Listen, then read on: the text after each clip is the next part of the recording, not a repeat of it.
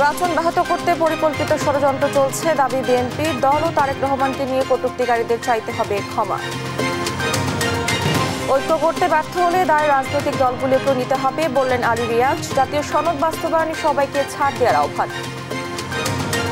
জাতীয় সনদ তৈরি জায়গায় যেতে হবে, সকলে মিলে যেতে হবে, যতদূর সম্ভব সকলে মিলে যেতে হবে। খাদ্য বান্ধব কর্মসূচিতে 15 টাকা দরে 30 কেজি করে চাল পাবে 55 লাখ পরিবার। বন্যা ঝুঁকি মোকাবেলায় 5 লাখ টন চাল আমদানির সিদ্ধান্ত। 24-এর 15 জুলাই শিক্ষার্থীদের উপর ছাত্রলীগের হামলা ভয়ঙ্কর দিন। আহত হয় 4 শতাধিক। প্রতিরোধে ক্যাম্পাস ছাড়তে হয় ছাত্রলীগকে। স্থল নিম্নচাপের প্রভাবে রাজধানী ঢাকা সহ দেশের বিভিন্ন স্থানে ভারী বৃষ্টি। 4 সমুদ্র বন্দরে 3 নম্বর সতর্ক সংকেত জারি।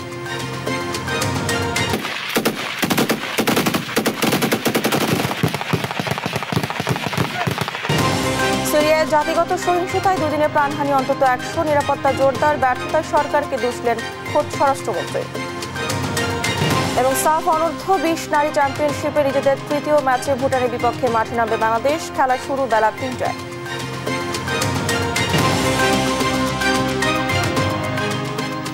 আমন্ত্রণ সংবাদ দুপুরে, দেখছেন শিরোনামগুলো, সঙ্গে আছি আমি ডানা ইসলাম। এবারে বিস্তারিত। বিএনপিকে জনগণ লাল কার্ড দেখিয়েছে। জামায়াত নেতার এমন বক্তব্যের প্রতিবাদে বিএনপির স্থায়ী কমিটির সদস্য ডক্টর এজেডএম জাহিদ হোসেন বলেছেন, কে কাকে লাল কার্ড দেখাবে তার সিদ্ধান্ত নেবে জনগণ। আর বিএনপি চেয়ারপারসনের উপদেষ্টা জয়নুল আবেদিন ফারুক বলেন, নতুন ষড়যন্ত্রকারীরা আওয়ামী লীগকে পুনর্বাসনের চেষ্টা চালাচ্ছে। বলেন, যদি তাদের কারণে নির্বাচন ব্যাহত হয় তাহলে এর দায়ও ষড়যন্ত্রকারীদের নিতে হবে। বিস্তারিত নিয়াজ মোর্শেদের প্রতিবেদনে। বিএনপির ভারপ্রাপ্ত চেয়ারম্যান ও শীর্ষ নেতৃবৃন্দের নামে অপ্রীতিকর বক্তব্য প্রদানের প্রতিবাদে মঙ্গলবার সকালে জাতীয় প্রেস ক্লাবে আলোচনা সভা করে ঢাকাস্থ সেনবাগ ফোরাম।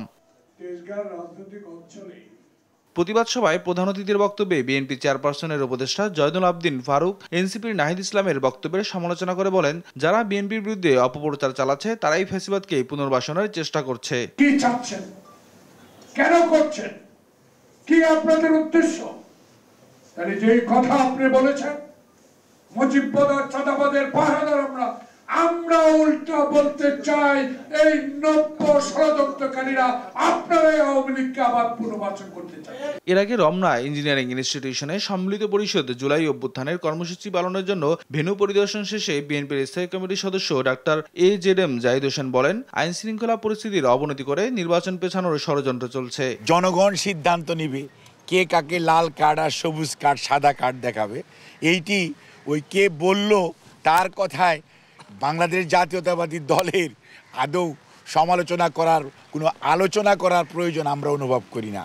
আর যারা বলে পুনর্বাসন করে, ঝালকাঠির ঘটনা পত্রিকায় দেখলাম, কিছুক্ষণ আগে পড়ে এসেছি, ওখানে লেখা আছে কারা পুনর্বাসন করে আর কারা করে না। তবে সব ষড়যন্ত্র নস্যাৎ করে নির্বাচন ফেব্রুয়ারিতেই হবে বলে আশা ব্যক্ত করেন তিনি। ফেব্রুয়ারির মধ্যভাগের মধ্যে নির্বাচনের যে কমিটমেন্ট ওনারা করেছেন সেটি ওনারা ফুলফিল করবেন। নিয়াজ মোর্শেদ, দেশ টিভি, ঢাকা। জুলাই পদযাত্রায় অংশ নিতে বরিশাল থেকে ভোলায় আসছেন জাতীয় নাগরিক পার্টি এনসিপির কেন্দ্রীয় নেতারা। পরে তারা ভোলা শহরে পদযাত্রা শেষে প্রেস ক্লাব চত্বরে আয়োজিত সমাবেশে যোগ দেবেন। দলের কেন্দ্রীয় নেতাদের এই সফরকে ঘিরে ইতিমধ্যে 5টি উপকমিটি গঠন করে প্রস্তুতি চূড়ান্ত করা হয়েছে। এদিকে কেন্দ্রীয় নেতাদের আগমন উপলক্ষে নেতাকর্মীদের মাঝে প্রাণচাঞ্চল্য ফিরে এসেছে। শহরের বিভিন্ন সড়কে পোস্টার, ব্যানার ছেয়ে গেছে। সমাবেশে নাহিদ ইসলাম, মুখ্য সমন্বয়ক নাসির উদ্দিন পাটোয়ারি, দক্ষিণাঞ্চলের সংগঠক হাসনাত আবদুল্লাহ, উত্তরাঞ্চলের সংগঠক সার্জিস আলম, ডক্টর তাসনিম জারা, সামান্তা শারমিন সহ প্রায় শতাধিক কেন্দ্রীয় নেতা উপস্থিত থাকবেন।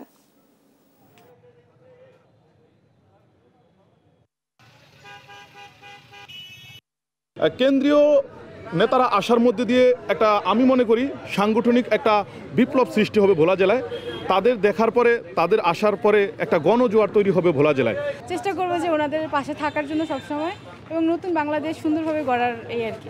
বাংলাদেশ আর আশার আলো দেখতেছে এনসিপির মাধ্যমে। এই জন্য আমরা আমাদের পদযাত্রা আমরা শুভকামনা করতেছি। জুলাই পদযাত্রার অংশ হিসেবে জাতীয় নাগরিক পার্টি এনসিপির ভোলার পথসভার খবর জানাতে সরাসরি যোগ দিচ্ছেন সহকর্মী ছোটন সাহা। ছোটন, পথসভা কি শুরু হয়েছে কিনা জানাবেন, জনসমাগম কেমন দেখছেন?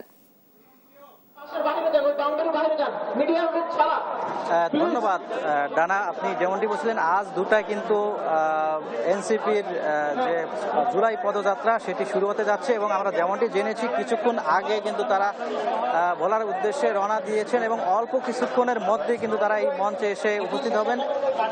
এর আগে কিন্তু আমরা যেমনটি জেনেছি যে তারা জুলাই যে শহীদ পরিবারের সাথে দেখা করবেন এবং একই সাথে শহীদদের কবর জিয়ারত করবেন, এমনটি আমরা জেনেছি। এবং আজকে এই সমাবেশস্থলে কিন্তু নেতাকর্মীদের আগমনে অনেকটাই কিন্তু নেতাকর্মীদের উপস্থিতি আমরা লক্ষ্য করছি এবং সময় বাড়ার সাথে সাথে কিন্তু নেতাকর্মীদের ভিড় লক্ষ্য করছে। যেহেতু কেন্দ্রীয় নেতৃবৃন্দ আসবেন সেই হিসেবে কিন্তু আমরা দেখছি যে নেতাকর্মীদের আগমন শুরু হয়েছে এবং এই নেতাকর্মীদের ভিড় আরো বাড়বে এমনটি আমরা জেনেছি। এবং স্থানীয় নেতৃবৃন্দ কিন্তু কেন্দ্রীয় নেতৃবৃন্দের কাছে আরো যে প্রত্যাশা সেই প্রত্যাশাও কিন্তু তারা করছেন এমনটি আমরা জেনেছি। এবং আমরা সকালে নেতাকর্মীদের সাথে কথা বলেছি, নেতাকর্মীরা আমাদেরকে যেমনটি বলছিলেন যে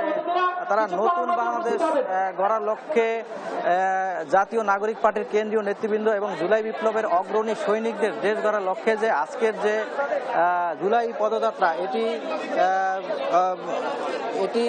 তারা অংশগ্রহণ করছেন এবং জনগণের কাছে এটি পৌঁছে দেওয়ার লক্ষ্যেই কিন্তু এই সমাবেশটি হবে। এবং আমরা যেমনটি জেনেছি এখানে নাহিদ ইসলাম এনসিপির এবং হাসনাত আবদুল্লাহ সার্জিস আলম সহ কেন্দ্রীয় নেতৃবৃন্দ কিন্তু এখানে আসবেন এবং তারা এখানে বক্তৃতা করবেন।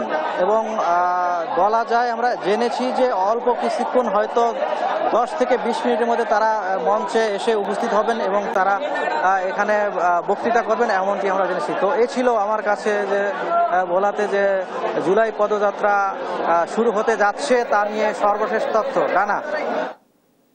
ছোটন, ধন্যবাদ আপনাকে। ভোলার পথসভার খবর জানাচ্ছিলেন আমাদের সহকর্মী। জাতীয় ঐক্য গড়তে ব্যর্থ হলে সে ব্যর্থতা সব রাজনৈতিক দলের ওপর বর্তাবে বলে মন্তব্য করেছেন জাতীয় ঐকমত্য কমিশনের সহ সভাপতি অধ্যাপক ডক্টর আলী রিয়াজ।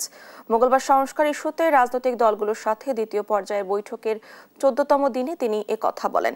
জানান, জাতীয় সনদ তৈরির ব্যাপারে দ্রুত সবাইকে ঐক্যে পৌঁছাতে হবে। বৈঠকের শুরুতে তিনি আরও বলেন, কমিশন রাজনৈতিক দলগুলোর ইচ্ছা ও আকাঙ্ক্ষার অংশ মাত্র। এ বিষয়ে রাজনৈতিক দলগুলোকেই এগিয়ে আসতে হবে। আগামী কয়েকদিনের মধ্যে অনিষ্পন্ন বিষয়ে সিদ্ধান্ত নিতে রাজনৈতিক দলগুলোকে দায়িত্ব পালন করতে হবে বলে জানান তিনি। জাতীয় নেতৃবৃন্দকে আবারও যে নির্ধারিত বিষয়গুলোর উপরে মন্তব্য করতে হয়েছিল, যে আজকের আলোচনা রাজনৈতিক দলগুলোর কাছে আমার আন্তরিক ধন্যবাদের পাশাপাশি অনুরোধ করতে চাই যে আমাদেরকে একটি জাতীয় সনদ তৈরি জায়গায় যেতে হবে, সকলে মিলে যেতে হবে, যতদূর সম্ভব সকলে মিলে যেতে হবে। একাধিকবার বলেছি, আসলে কমিশন কোনো আলাদা এন্টিটি নয়, এটা কোনো আলাদা সত্তা না। কমিশন আপনাদের আমাদের সকলের অংশীদার। ফলে যদি আমরা কোথাও কোথাও ব্যর্থ হই, সে ব্যর্থতা আমাদের সকলের, কমিশনের একার নয়। প্রধান উপদেষ্টা ডক্টর মোহাম্মদ ইউনূসের সাথে বৈঠক করেছেন দক্ষিণ এশিয়ার জন্য নবনিযুক্ত বিশ্বব্যাংক ভাইস প্রেসিডেন্ট জোহানেস জুট। রোববার দিবাগত রাতে রাষ্ট্রীয় অতিথি ভবন যমুনায় প্রধান উপদেষ্টার সঙ্গে সাক্ষাৎ করেন জুট। এ সময় তার সাথে ছিলেন বিশ্বব্যাংকের বাংলাদেশ ও ভুটানের জন্য নবনিযুক্ত বিভাগীয় পরিচালক জব এসমে। আলোচনাকালে জুট বাংলাদেশের প্রতি তার গভীর ভালোবাসা প্রকাশ করেন এবং 2013 থেকে 2015 সাল পর্যন্ত বাংলাদেশ, ভুটান ও নেপালের জন্য বিশ্বব্যাংকের কান্ট্রি ডিরেক্টর হিসেবে তার আগের কর্মকালীন সময় স্মরণ করেন। বৈঠকে জোহানেস জুট বাংলাদেশের অন্তর্ভুক্তিমূলক প্রবৃদ্ধির প্রতি জোরালো সমর্থন ব্যক্ত করেন এবং অর্থনৈতিক খাতে অন্তর্বর্তী সরকারের সংস্কার কর্মসূচির জন্য প্রধান উপদেষ্টার প্রশংসা করেন।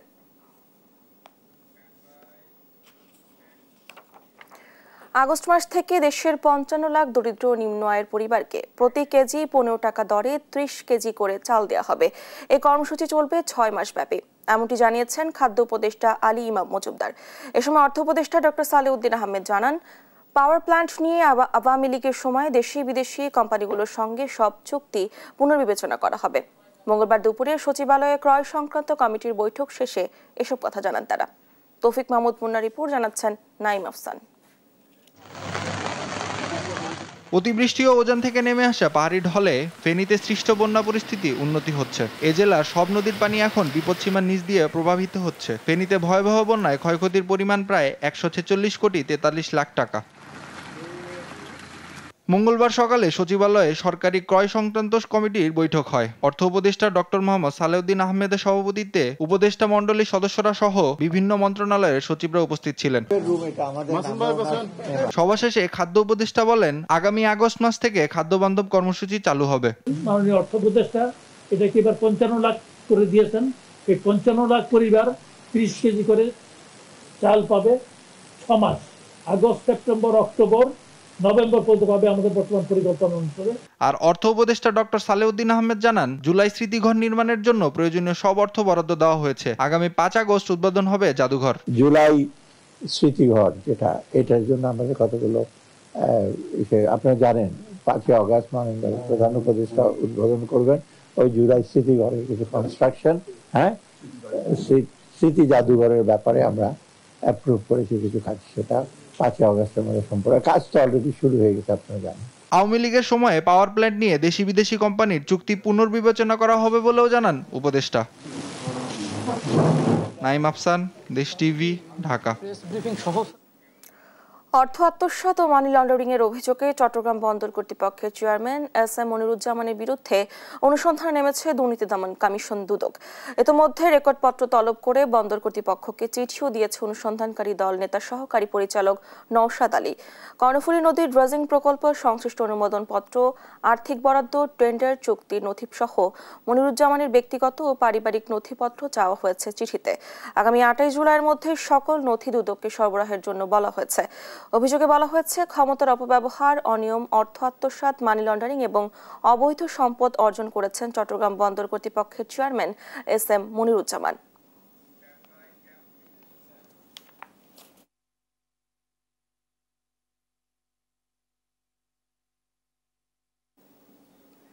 আজ 15 জুলাই। গত বছর এদিন কোটা বিরোধী আন্দোলন দমাতে ঢাকা বিশ্ববিদ্যালয় সহ বিভিন্ন ক্যাম্পাসে বর্বর হামলা চালায় ছাত্রলীগ।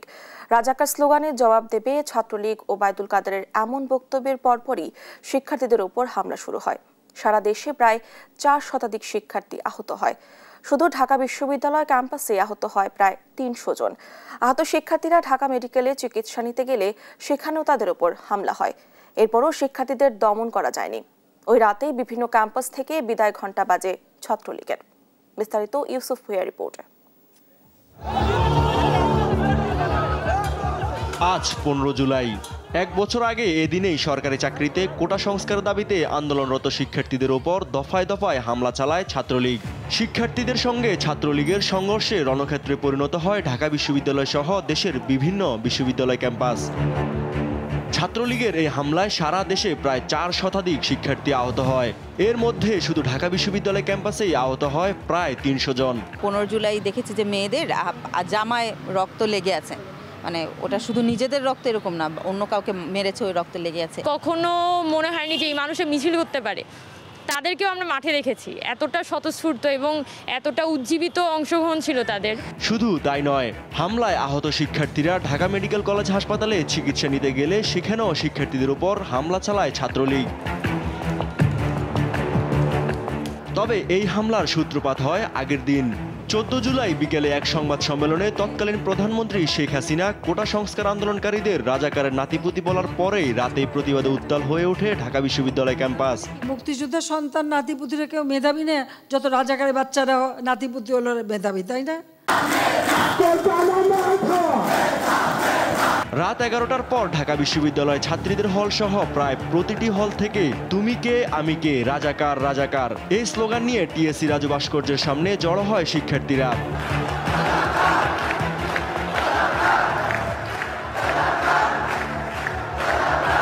তবে সরকারি ছত্রছায়ায় ছাত্রলীগের বেপরোয়া হামলায় দেয়ালে পিঠ থেকে গেল, এরপর ঘুরে দাঁড়ায় সাধারণ শিক্ষার্থীরা। ওই রাতেই বিভিন্ন ক্যাম্পাস থেকে বিদায় ঘণ্টা বাজে ছাত্রলীগের। ইউসুফ ভুঁইয়া, দেশ টিভি, ঢাকা। বঙ্গোপসাগরের দক্ষিণ পশ্চিম উপকূলে সৃষ্ট লঘুচাপটি স্থল নিম্নচাপে পরিণত হয়েছে। এতে রাজধানী ঢাকা সহ দেশের উপকূলীয় জেলায় হচ্ছে ভারী বৃষ্টি। এ পরিস্থিতিতে ঢাকা সহ দেশের 13 জেলায় ভারী বৃষ্টি ও দমকা হাওয়ার পূর্বাভাস দিয়েছে আবহাওয়া বিভাগ। সেই সঙ্গে 4টি সমুদ্র বন্দরকে 3 নম্বর সতর্কতা সংকেত ও নদী বন্দরে 1 নম্বর সতর্কতা সংকেত দেখাতে বলেছে আবহাওয়া অফিস। বিজ্ঞপ্তিতে বলা হয়, রাজশাহী, পাবনা, ঢাকা, ফরিদপুর, যশোর, কুষ্টিয়া, খুলনা, বরিশাল, পটুয়াখালী, নোয়াখালী, কুমিল্লা, চট্টগ্রাম এবং কক্সবাজার জেলার উপর দিয়ে দক্ষিণ অথবা দক্ষিণ পূর্ব দিক থেকে ঘন্টায় 45 থেকে 60 কিলোমিটার বেগে অস্থায়ীভাবে দমকা অথবা ঝড়ো হাওয়া বয়ে যেতে পারে। সেই সঙ্গে বৃষ্টি অথবা বজ্রসহ বৃষ্টি হতে পারে।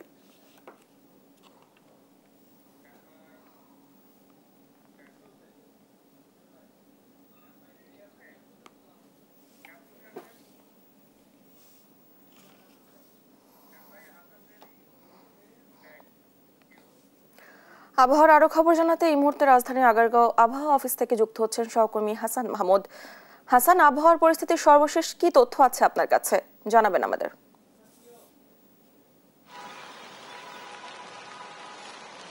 আপনাকে ধন্যবাদ জানা। আমরা কিছুক্ষণ আগে কথা বলছিলাম আবহাওয়াবিদদের সঙ্গে, তারা যেটি বলছিলেন যে এটি 18 তারিখ পর্যন্ত সারা দেশে মোটামুটি বৃষ্টিপাত যেটা অব্যাহত রয়েছে সেটি চলতে থাকবে এবং তবে যে ভারী বৃষ্টিপাত সেটি কিন্তু কিছুটা কমে আসতে পারবে বলে তারা যেটি বললেন কিছুক্ষণ আগে আমাদেরকে। এবং এই যে বৃষ্টিপাত সেটি কিন্তু মোটামুটি সারা দেশেই চলছে, তবে বিশেষ করে দক্ষিণ এবং দক্ষিণ পশ্চিমাঞ্চলে বাংলাদেশের সেখানে কিন্তু বৃষ্টিপাতের প্রবণতা সেটি কিন্তু ধীরে ধীরে আরো বাড়তে পারে লাস্ট কয়েকদিনে। এবং এখন যেটি নিম্নচাপ চলছে সেটি কিন্তু পুরোপুরি পশ্চিমবঙ্গ এবং পশ্চিমবঙ্গের আশেপাশে যেসব জায়গায় সেই জায়গাগুলোতে সেটি কিন্তু যাচ্ছে এবং সেটি থেকে বাংলাদেশের দিকেই আসতে পারে এবং সেখানে হয়তো দক্ষিণ দিকে বিশেষ করে রাজশাহী এবং রাজশাহীর বাইরে যে জায়গাগুলো রয়েছে সেগুলোতে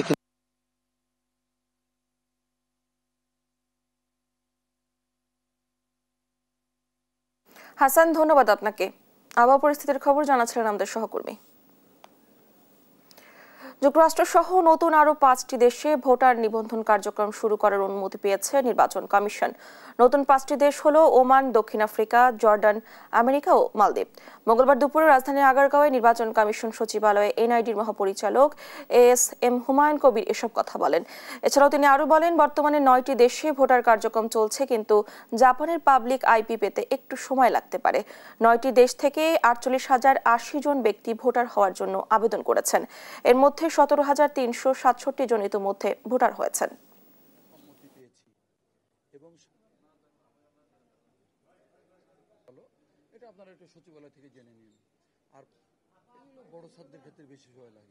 নতুন করে 5টা দেশে ভোটার রেজিস্ট্রেশনের কাজ শুরু করা পররাষ্ট্র মন্ত্রণালয় থেকে সম্মতি পেয়েছি। আজকে যখন আপনাদের সঙ্গে কথা বলছি তখন একটা ভালো খবর হচ্ছে যে আমরা যুক্তরাষ্ট্রের ওয়াশিংটন ডিসি সহ নিউ ইয়র্ক সহ সবগুলো জায়গায় আমাদের যেখানে অফিস আছে ওগুলোতে আমরা এইটা চালু করার সম্মতি পেয়ে গেছি। সরকারি প্রাথমিক বিদ্যালয়ের প্রধান শিক্ষক সংকট নিরসনে দ্রুততম সময়ের মধ্যে নিয়োগের নির্দেশ দিয়েছেন প্রধান উপদেষ্টা প্রফেসর ডক্টর মোহাম্মদ ইউনূস। সোমবার বিকেলে রাষ্ট্রীয় অতিথি ভবন যমুনায় প্রাথমিক ও গণশিক্ষা মন্ত্রণালয়ের শীর্ষ কর্মকর্তাদের সঙ্গে বৈঠকে এ নির্দেশ দেন তিনি। বৈঠকে উপস্থিত ছিলেন মন্ত্রণালয়ের উপদেষ্টা ডক্টর বিধান রঞ্জন রায় পোদ্দার, সচিব আবু তাহের মোহাম্মদ মাসুদ রানা, প্রধান উপদেষ্টার মুখ্য সচিব সিরাজউদ্দিন মিয়া সহ অন্যান্য ঊর্ধ্বতন কর্মকর্তা। বৈঠকে উপদেষ্টা বিধান রঞ্জন রায় জানান, শিক্ষার মান বৃদ্ধিতে অবকাঠামো উন্নয়নে বিপুল অর্থ ব্যয় হয়েছে, কিন্তু কাঙ্ক্ষিত ফল আসেনি। আমরা স্কুলগুলোর পারফরমেন্স অনুযায়ী র্যাঙ্কিং করছি। পিছিয়ে থাকাদের জন্য বিশেষ কর্মসূচি নেওয়া হচ্ছে।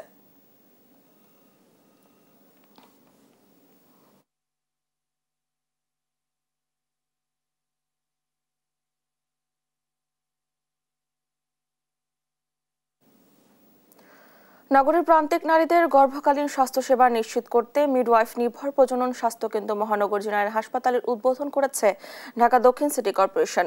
মঙ্গলবার সকালে এই সেবা সেন্টার উদ্বোধন করেন প্রশাসক শাহজাহান মিয়া। সিজারিয়ান সেকশন কমিয়ে এনে নর্মাল ডেলিভারি বাড়াতে এ সেন্টার ভূমিকা রাখবে বলে মনে করেছেন মনে করছেন হাসপাতাল কর্তৃপক্ষ। উদ্বোধনী অনুষ্ঠান জাতিসংঘের পরিবার পরিকল্পনা অফিসের প্রতিনিধি ও স্বাস্থ্য অধিদপ্তরের কর্মকর্তারা উপস্থিত ছিলেন। 20 বেডের এই সেন্টারে সার্বক্ষণিক মিডওয়াইফের মাধ্যমে নর্মাল ডেলিভারির চেষ্টা করা হবে। প্রয়োজনে সিজারিয়ান সেকশনেরও ব্যবস্থা রাখা হবে বলে জানান হাসপাতালটির পরিচালক। নারী স্বাস্থ্য বিবেচনায় সিটি কর্পোরেশনের এমন উদ্যোগ আরও বেশি দরকার বলে জানান ইউএনএফপি প্রতিনিধি। রাজধানী মিটফোর্ড হাসপাতালের সামনে ভাঙাড়ি ব্যবসায়ী সোহাগ হত্যার অন্যতম আসামি নান্নু কাজীকে নারায়ণগঞ্জ থেকে গ্রেফতার করেছে র্যাব। সোমবার রাত 1:30টার দিকে বন্দর উপজেলার সোনাকান্তা এলাকায় অভিযান চালিয়ে তাকে গ্রেফতার করা হয়। গ্রেফতার নান্নু কাজী হামলায় এজাহারভুক্ত 7 নম্বর আসামি। এই হত্যাকাণ্ডে এ পর্যন্ত 8 জনকে গ্রেফতার করা হয়েছে। র্যাব জানায় নান্নু কাজী জিজ্ঞাসাবাদে হত্যাকাণ্ডে জড়িত থাকার কথা স্বীকার করেছে। গত বুধবার মিটফোর্ড হাসপাতালের সামনে প্রকাশ্যে পিটিয়ে ও পাথর দিয়ে আঘাত করে হত্যা করা হয় সোহাগকে। রাজধানী কোতোয়ালি থানায় গত বৃহস্পতিবার নিহতের বোন মঞ্জুয়ারা বেগম বাদী হয়ে মামলা করেন।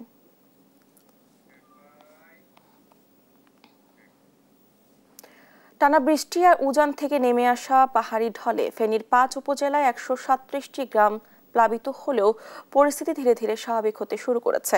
কিছু এলাকায় এখনও জলাবদ্ধতা রয়ে গেছে। জেলা প্রশাসনের হিসেবে 126টি গ্রামীণ সড়ক সহ প্রায় 300 কিলোমিটার সড়কের ক্ষয়ক্ষতি হয়েছে, যার মূল্য প্রায় 90 কোটি টাকা। 3,470 হেক্টর জমির ফসল পানিতে তলিয়ে আছে। 2,330টি পুকুর ও খামার ভেসে গিয়ে মৎস্য খাতে ক্ষতি হয়েছে 8 কোটি টাকার মতো। প্রাণী সম্পদে ক্ষতি প্রায় 65 লাখ টাকা। পানি উন্নয়ন বোর্ড জানায় দেরপাড়া ও আশেপাশের কয়েকটি এলাকায় ভাঙন মেরামতের কাজ শুরু হয়েছে, তবে সব ভাঙনের জন্য এখনো প্রাকলন তৈরি হয়নি।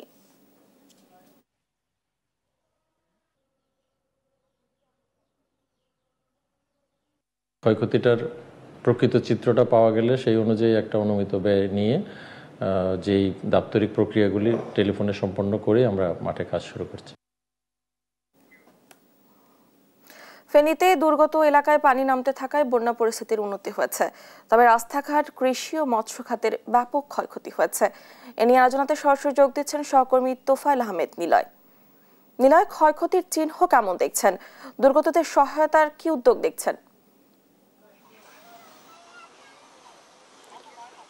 ধন্যবাদ ডানা। আমি এই মুহূর্তে রয়েছি ফুলগাজী উপজেলার দেড়পাড়া এলাকায়। আমার পিছনে যে দৃশ্যটি দেখতে পাচ্ছেন, এটি হচ্ছে মুহুরী নদীর একটি ভাঙন। এই এলাকায় একসাথে 100 মিটারের মধ্যে প্রায় 3টি ভাঙন এখানে সৃষ্টি হয়েছে। এই 100 মিটারের মধ্যে 3টি ভাঙনের মধ্যে এখন কাজ শুরু করেছে পানি উন্নয়ন বোর্ড। আমরা দেখেছি এখানকার যে কাজ শুরু হয়েছে সেই সকাল থেকে এখানে প্রায় 50টির অধিক শ্রমিক নিয়ে এখানে দ্রুত গতিতে তারা পানি উন্নয়ন বোর্ড এখানে কাজ করছে। তবে এখানে যে কাজ করছে সেই কাজ নিয়ে কিন্তু স্থানীয়দের মধ্যে একটি ক্ষোভ রয়েছে, অভিযোগ রয়েছে। তারা বলছে যে এখানে যে কাজটি করা হচ্ছে এখানে বস্তা দিয়ে, আসলে বস্তার ভিতরে মাটি দিয়ে কিন্তু তারা এখানে কাজ করছে। এর একটি নিম্নমানের কাজ বলে তারা বলছে। এই কাজের মান আসলে খুব এত বেশি ভালো নয় বলে স্থানীয়রা বলছে। এই আবারও যদি নদীতে যদি পানি বৃদ্ধি পায় তাহলে কিন্তু এই বাঁধগুলো কিন্তু ঠিকমতো টিকবে না বলে কিন্তু তারা বলছে। তবে এখানকার মানুষের অভিযোগ ছিল যে দীর্ঘদিন ধরে পানি উন্নয়ন বোর্ড যে কাজগুলো করে সেগুলো অতি নিম্নমানের। এই যে বস্তা দিয়ে কাজগুলো করছে, বস্তার ভিতরে মাটি ভরাট করে কিন্তু এই বাঁধগুলো মেরামত করছে এখানকার পানি উন্নয়ন বোর্ড। তারা এখানকার লোকজন যারা রয়েছে তারা বলছে যে এই বাঁধগুলো যদি জিআই ব্যাগ দিয়ে যদি ভিতরে ভালো দিয়ে যদি সুন্দরভাবে যদি টিউব, জিআই টিউব যেটি রয়েছে সেটি দিয়ে যদি সুন্দরভাবে মেরামত করা হতো তাহলে কিন্তু এই বাঁধটি অনেকটা টেকসই হতো এবং কি মজবুত হতো কিন্তু তারা বলছে। এর আগে কিন্তু বিভিন্ন এলাকায় কিন্তু নানান মানুষ কিন্তু এই অভিযোগগুলো করে আসছে। এছাড়া আমরা দেখেছি যে এখানকার বন্যার যে পরিস্থিতি, পানি অনেকগুলো এলাকা থেকে পানি নেমেছে, পানি নামার সাথে সাথে কিন্তু বিভিন্ন ধরনের ক্ষয়ক্ষতি উঠে এসেছে। আমরা এখানকার কৃষি সম্প্রসারণ অধিদপ্তরের উপপরিচালক মোহাম্মদ আতিকুল্লার সাথে কথা বলেছি। তিনি আমাদেরকে সর্বশেষ যে তথ্য জানিয়েছেন 28,835 জন কৃষক ইতিমধ্যে এবারে বন্যায় ক্ষতিগ্রস্ত হয়েছে।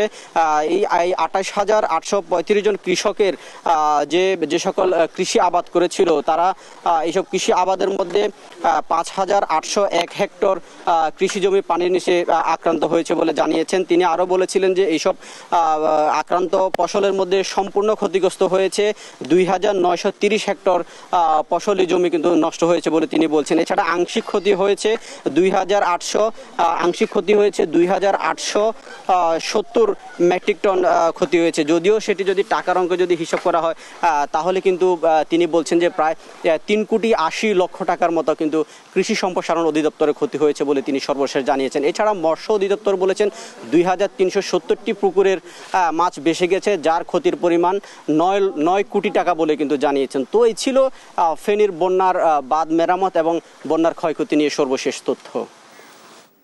ধন্যবাদ আপনাকে। ফেনীর বন্যা পরিস্থিতির খবর জানাচ্ছেন আমাদের সহকর্মী। বগুড়ার সারিয়াকান্দির কামালপুর ইউনিয়নে যমুনা নদীর ভাঙনে হুমকির মুখে পড়েছে বন্যা নিয়ন্ত্রণ বাঁধ। ভিটেমাটি হারানোর আশঙ্কায় নদী পাড়ের হাজারো মানুষ আতঙ্কে দিন পার করলেও বাঁধ রক্ষায় নেওয়া হচ্ছে না কোনো স্থায়ী সুরক্ষা ব্যবস্থা। যদিও পানি উন্নয়ন বোর্ডের দাবি, ভাঙন ঠেকাতে তারা সাধ্যমতো পদক্ষেপ নিচ্ছেন। বিস্তারিত বগুড়া প্রতিনিধি সঞ্জু রায়ের প্রতিবেদনে। বন্যা আসুক আর না আসুক, খরস্রোতা যমুনা যেন তার করাল গ্রাসে প্রতি বছর গিলে ফেলছে শত শত বিঘা ফসলি জমি আর নদী পাড়ের মানুষদের বাপদাদার বসত ভিটা। এবছর এখনো কোনো ভারী বর্ষণ না হলেও বগুড়া সারিয়াকান্দিতে যমুনার ১ কিলোমিটার এলাকা জুড়ে দেখা দিয়েছে ভয়াবহ ভাঙন। ভাঙন ঠেকাতে নদী তীরে ফেলা কোটি কোটি টাকার জিও ব্যাগও মুহূর্তের মধ্যেই যেন বিলীন হয়ে যাচ্ছে নদী গর্ভে। বছর দুয়েক আগেই ভয়াবহ ভাঙনে সারিয়াকান্দির ইসামারা ও ফকিরপাড়ায় বৃহৎ অংশে ফসলি জমি, বসতবাড়ি ও অবকাঠামো বিলীন হয়ে যায়। যে ক্ষতি আজও পুষিয়ে নিতে পারেননি ভাঙন কবলিত মানুষেরা। সেই সময় ভাঙন ঠেকাতে নদীর তীরে ১২ কোটি টাকা ব্যয়ে জিও ব্যাগ ফেলা হয় বলে জানায় পানি উন্নয়ন বোর্ড। এতেও রোধ হয়নি নদী ভাঙন। বন্যার সময় বিশেষ করে ভাঙনের কারণে পশু পাখি হোক, সাধারণ মানুষ হোক, অমানবিক জীবন করে এরা। তো আঙ্গেরে এই এলাকা না চাইলে মাছ ধরলে কোন জমো ভাই হেঁটে বেড়ান দেখবো। গত এক সপ্তাহে গোদাখালী থেকে দড়িপাড়া পর্যন্ত ১ কিলোমিটার এলাকা জুড়ে ভাঙন ভয়াবহ আকার ধারণ করেছে। দ্রুততার সাথেই মূল বাঁধের দিকে এগুচ্ছে নদী ভাঙন। ভুক্তভোগীরা জানান, মূল বাঁধ ভেঙে গেলে বগুড়া ও সিরাজগঞ্জের অন্তত ৫ উপজেলার লক্ষাধিক মানুষ মারাত্মকভাবে ক্ষতিগ্রস্ত হবে। এভাবে যদি ভাঙতে থাকে, আমরা দুটো ইউনিয়নে প্রায় ২ লক্ষর অধিক লোকজন আছি, আমরা বাস্তুহারা হয়ে যাবে, এলাকায় থাকতে পারবো না। দীর্ঘদিন ধরে দেখে আসতেছি নদী ভাঙতেইছি, কিন্তু সরকার কোনো কাজ করতেছে না আমাদের এই মাঝখানে এলাকাটা। ভালো করে কাজ করা নাই, আর যারা কাজ করে এখানে ভালোভাবে এটি দায়িত্বধার মানুষ থাকা নাই। ২ বস্তা ফেলে ৩ বস্তার টাকা নেওয়া যায়, করলে হবা, কাজ তো ঠিক মতো হয় না। পানি উন্নয়ন বোর্ড বলছে বেড়িবাঁধ থেকে ভাঙন দূরত্ব মাত্র ৩০০ মিটার। বড় ধরনের ঝুঁকি এড়াতে তারা অস্থায়ী নানা পদক্ষেপ গ্রহণ করেছেন। তবে স্থায়ী সমাধানে ১,৭৫০ কোটি টাকা ব্যয়ে নদীর তীর রক্ষা একটি প্রকল্প শীঘ্রই হাতে নেওয়া হবে। বাংলাদেশ পানি উন্নয়ন বোর্ডের তরফ থেকে একটা প্রকল্প গ্রহণ করা হয়েছে। প্রকল্প ব্যয় দাঁড়িয়েছে ১৭৫০ কোটি টাকা। সেই প্রকল্পটা বাস্তবায়ন হলে কামালপুর এলাকায় যে ভাঙন প্রবণ ৪ কিলোমিটার এলাকা রয়েছে সেটা পুরোপুরি ভাঙন মুক্ত হবে বলে মনে করি। জিও ব্যাগ ও জিও টিউব ফেলে অস্থায়ী কাজের নামে প্রতি বছর পানিতে টাকা না ঢেলে বাঁধ রক্ষায় দ্রুততম সময়ে নেওয়া হোক স্থায়ী সুরক্ষা ব্যবস্থা, এমনই প্রত্যাশা সকলের। সঞ্জু রায়, দেশ টিভি, বগুড়া। তিস্তা মহাপরিকল্পনার ডিজাইন চূড়ান্ত করতে অক্টোবর পর্যন্ত সময় লাগবে। এরপর চুক্তি হতে পারে বলে মন্তব্য করেছেন পানি সম্পদ এবং পরিবেশ, বন ও জলবায়ু পরিবর্তন মন্ত্রণালয়ের উপদেষ্টা অ্যাডভোকেট সৈয়দা রিজওয়ানা হাসান। মঙ্গলবার সকালে কুড়িগ্রামের রাজারহাট উপজেলার তিস্তা নদীর বাম তীরে পূর্ব সতর্কীকরণ কাজ পরিদর্শনে এসে তিনি এ কথা বলেন। এ সময় তিস্তা নদীর গতি ও প্রকৃতি অনেকটাই বাংলাদেশের নিয়ন্ত্রণে নয় উল্লেখ করে এটি উজান দেশের উপর নির্ভর করে বলেও জানান তিনি। উপদেষ্টা বলেন, তিস্তা তীরবর্তী 5টি স্থানে গণশুনানি করে পরিকল্পনা সরকারের উচ্চ পর্যায়ে পাঠানো হয়েছে। ডিজাইন চূড়ান্ত হলে চীন সরকারের সঙ্গে দর কষাকষি করে একটি চুক্তিতে উপনীত হওয়া সম্ভব বলেও জানান রিজওয়ানা হাসান। আমরা 5টা গণশুনানি এখানে করেছি, যাতে এটা কোনো সরকারি পরিকল্পনা না হয়, এটা জনগণের আশা আকাঙ্ক্ষার প্রতিফলন ঘটানোর একটা পরিকল্পনা হয়। সেই গণশুনানিতে ব্যাপক অংশগ্রহণ হয়েছে, মানুষরা যখন ওই পরিকল্পনা শুনেছে তার উপর নিজেদের মতামত দিয়েছে, সেই মতামতগুলো সন্নিবেশ করে আমরা এই পরিকল্পনাটা সরকারের অন্য দুটো পর্যায়ে আছে সেই একটা পর্যায়ে পাঠিয়ে দিয়ে ডিজাইন দিতে দিতে তাদের অক্টোবর মতন লেগে যাবে। অক্টোবরের পরে আসলে কি পরিমাণ টাকা লাগবে, কবে কাজ শুরু করা যাবে, এসব বিষয়ে দুই দেশের মধ্যে দর কষাকষি হবে, কথা হবে, তারপরেই আমরা তিস্তা মহাপরিকল্পনার একটা চুক্তি আশা করি। সড়ক ও ফুটপাত দখলদারদের কাছ থেকে খাজনার নামে রসিদ দিয়ে টাকা আদায় করছে রাজশাহী সিটি কর্পোরেশন। ফলে শত কোটি টাকার সড়ক ও ফুটপাত দখলমুক্ত হচ্ছে না। ফুটপাত দখলমুক্ত করতে পুলিশের পক্ষ থেকে সহযোগিতা চেয়ে চিঠি দেওয়া হলেও সাড়া দেয়নি সিটি কর্পোরেশন। অবশ্য এ নিয়ে কোনো কিছু না জানা থাকার দাবি রাশিক সচিবের। কাজী শাহেদের প্রতিবেদন। রাজশাহীতে ফুটপাতের পর এবার দখল হচ্ছে সড়কের বেশিরভাগ অংশ। দখল হওয়া এসব সড়ক ও ফুটপাত থেকে নিয়মিত খাজনা আদায় করছে সিটি কর্পোরেশন। ব্যবসায়ীদের দাবি, খাজনা নিতে সিটি কর্পোরেশন রসিদ দিচ্ছে তাদের। শুধু সিটি কর্পোরেশনকে দিই, ওরা ডাক করে নেয়, রেগুলার 10 টাকা রিসিভ দিয়ে নেয়। যদি আমরা গাড়ি রাখি এখানে, তাহলে গার্ডকে আমাদের সেফটির জন্য 50 টাকা করে দিতে হয়। পুলিশের অফিসার আসে, তখন একটু আমাদেরকে বলে যায় যে ভাই একবেলা একটু বন্ধ রাখেন, কাল থেকে খুলেন। সিটি কর্পোরেশন থেকে একটা 10 টাকার একটা রসিদ দিয়ে 10 টাকা নিয়ে যায়। কিসের রসিদ এটা আমরা জানি না। এ বিষয়ে কথা বলতে রাজি হননি সিটি কর্পোরেশনের প্রশাসক সহ ঊর্ধ্বতন কর্মকর্তারা। সচিব কিছু না জানার দাবি করেছেন, আর এস্টেট অফিসের কর্মকর্তারা বলছেন তারা উচ্ছেদ করলেও আবার দখল হয়ে যাচ্ছে। এই বিষয়টা আসলে আমি জানি না, 1 নম্বর কথা। 2 নম্বর কথা হচ্ছে এই বিষয়গুলো নিয়ে আপনি একটু সিও স্যারের সাথে কাইন্ডলি কথা বলেন। বর্তমানে আমাদের এখানে স্থায়ী ম্যাজিস্ট্রেট নাই। ফুটপাতগুলো আপনার অবৈধভাবে দখল হয়েছে, দোকানপাট, ব্যবসা বাণিজ্য করছে, এগুলো তো আমাদের সামনে ঘরে অভিযান করবো, সেটা পরিকল্পনা আছে। মহানগর পুলিশ বলছে ফুটপাত ও সড়ক দখল মুক্ত করতে তারা চেষ্টা করছেন। হকারদের নির্ধারিত স্থানে বসাতে চিঠি দেওয়া হয়েছে সিটি কর্পোরেশনকে। ইতিমধ্যে বেশ কিছু হকার আমাদের প্রতিনিয়ত উচ্ছেদ হয়, আমাদের মেডিকেলের সামনে থেকে আমরা উচ্ছেদ করি, আমাদের এখানে যে সাহেববাজার এলাকা থেকে হকারদেরকে আমরা সরাই। সিটি কর্পোরেশনের নির্মাণ করা 119 কিলোমিটার ফুটপাতে চলাচল করতে পারেন না নাগরিকরা। দ্রুত উচ্ছেদের দাবি জানিয়েছেন নাগরিক নেতারা। এখন তো কোনো রাজনৈতিক দলের কোনো সংগঠনের নেতা নাই, তাহলে প্রশাসনের নির্বিকার কেন? সরকারকে জনগণ খাজনা ট্যাক্স দেয়, তার চলাচল, তার পরিষ্কার পরিচ্ছন্ন সড়ক এবং তার নিরাপদ সড়ক চায়, কিন্তু এইটা তো আমরা কোনো অবস্থায় দেখছি না। সিটি কর্পোরেশন এলাকায় ফুটপাত দখলে স্থানীয় প্রভাবশালীরা রসিদ দিয়ে টাকা নিয়ে তাতে বৈধতা দিচ্ছে সিটি কর্পোরেশন। কাজী শাহেদ, দেশ টিভি, রাজশাহী। বিশিষ্ট ব্যবসায়ী ও শিল্পপতি HRC গ্রুপের চেয়ারম্যান সাইদ হোসেন চৌধুরী ইন্তেকাল করেছেন। ইন্না লিল্লাহি ওয়া ইন্না ইলাইহি রাজিউন। মঙ্গলবার সকাল 10:45 রাজধানী একটি বেসরকারি হাসপাতালে চিকিৎসাধীন অবস্থায় হৃদরোগে আক্রান্ত হয়ে তিনি মারা যান। তিনি বেসরকারি ব্যাংক ওয়ান ব্যাংকের পরিচালক পদেও ছিলেন। তিনি সাবের হোসেন চৌধুরীর ভাই ও কর্ণফুলী গ্রুপের প্রতিষ্ঠাতা হেদায়েত হোসেন চৌধুরীর ছেলে।